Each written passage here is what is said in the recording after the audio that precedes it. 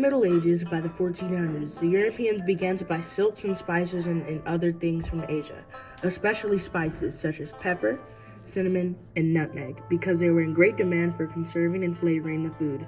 Traders from Asia and India were responsible to send the products by passing the Silk Road and then passed it to a line of shipping places that were responsible to send it to the Europeans. Political changes such as the war disrupted the trading between the countries' selling networks. Europeans had an idea that making goods a way of traveling safer and faster so they can make more profits. In short, they were wanting to find a way to Asia by sea. During those times, inventions such as the compass were made to make traveling easier, safe, and exact. More people at this age studied maps and inventions that could help them even more. All of these inventions were expensive and dangerous. So many of the people weren't worth trying. All four countries from Europe, Portugal, Spain, and France, and England were willing to find the sea routes toward Asia, until one day Portugal stepped out and made the try. In 1420, Prince Henry was the first one to explore, followed by Bartholomew Diaz in 1488. And 9 years later, Vasco da Gama was the one who tipped Africa to India, including Asia.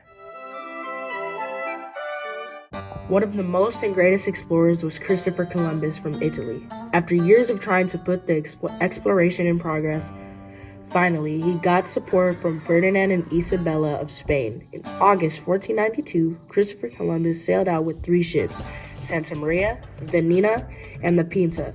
After months of traveling, they sighted land. The land is now called San Salvador. Then he explored some more islands of the Caribbean Sea, trading with people there like the Taino. He returned with new products and people to prove his discovery of a continent called America. Some of the explorers after Christopher Columbus were Englishman John Cabot, Giovanni de Verrazzano, and Jacques Cartier, especially Ferdinand Magellan.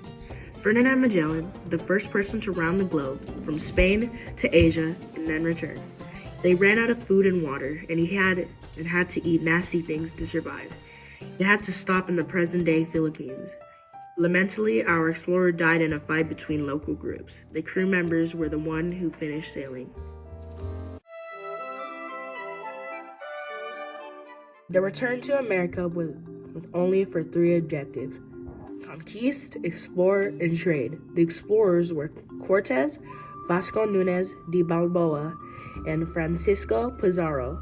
Cortez was the conquistador who destroyed the Aztec Empire with the help of a Mayan woman named Melantzin, and 508 soldiers, 100 sailors, 16 horses, and 14 cannons. He was able to destroy the Aztec Empire with the help of hand and disease, such as smallpox, which killed most of the people or made them weak. Their leader was killed, Montezuma II, and destroyed the Aztec capital. And then Vasco Núñez de Balboa, who discovered present-day Panama. After him came Francisco Pizarro, who destroyed the Inca Empire.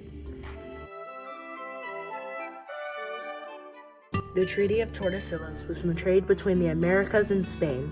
Plantations like sugarcane, tobacco, coffee, and cotton were made with slaves by our workers in America.